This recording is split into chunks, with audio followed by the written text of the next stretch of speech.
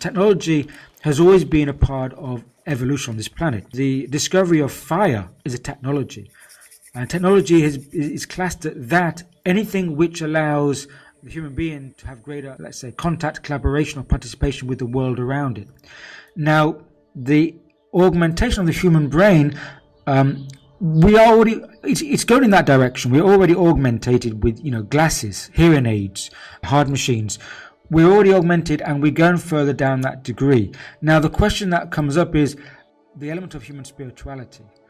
Does or can technology engage and amplify the human spirit or not? It's also a question of how do we term consciousness and spirituality. Now, the old model is that consciousness is a byproduct of the human brain, in that the complexity of our neuronal functioning produces consciousness, which is why since the 60s and since the Carnegie Conference on artificial intelligence, that all the major players and researchers have been trying to back engineer the human brain to try to work out how to develop artificial intelligence, which is why we haven't gone very far in half a century. Dr. Wiesner, what really worries me today is what's going to happen to us if machines can think. And what interests me specifically is, can they? Well, that's a very hard question to answer. If you'd asked me that question just a few years ago, I'd have said it was very far-fetched. And today I just have to admit I don't really know. I suspect if you come back in 4 or 5 years, I'll say, sure, they really do think. Well, if you're confused, Doctor, how do you think I feel? We're just really beginning to understand the capabilities of the computers. And now we're having cognitive scientists trying to work with artificial intelligence. But the idea of the brain, if that's your perspective, then for me, again, that's a mistaken premise. For me, consciousness is received by the human brain and processed, interpreted, and then again transmitted. So just like a television does not produce its programming, the human brain is similar in that we are processing and receiving, transmitting. So artificial intelligence, if we or the researchers are trying to produce consciousness as a byproduct of artificial intelligence, then I don't see that as happening. Let's take a hypothesis.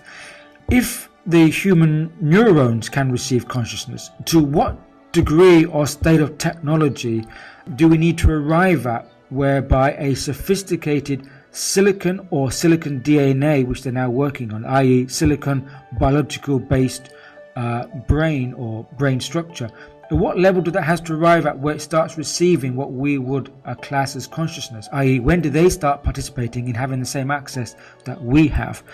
And if that's the case, then there is a possibility, or there is an avenue to explore whereby certain augmented let's say machines or human cyborg entities will start to receive consciousness. If that's the case, then we have a different category of species then.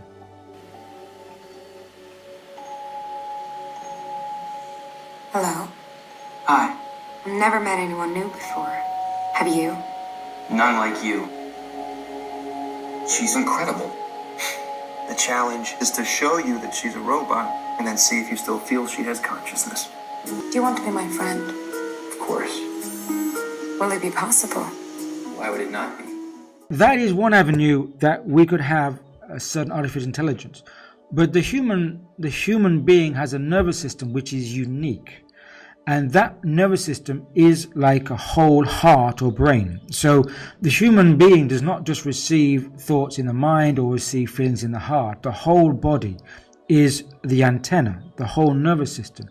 And because that nervous system is so specialized, and it is a quantum field, by the way, because all our cells contain a crystalline lattice, which vibrates in, we call it biophotons, and it communicates by correlating a quantum field of oscillating biophotons. So our body is a complete field of information in simultaneous contact. And through the human being, the human nervous system, we have certain features. We have certain empathy, compassion, sympathy. We have values which are uniquely human and which would be difficult to transfer to an augmented entity or augmented species. So I think that the human being still has a great future for it. We may coexist alongside augmented entities that can help us develop and upon the earth and develop our technologies. But what makes us uniquely human and what allows the spirit or the sense of spirit or the access and contact of spirit to come through the human being may be unique to us.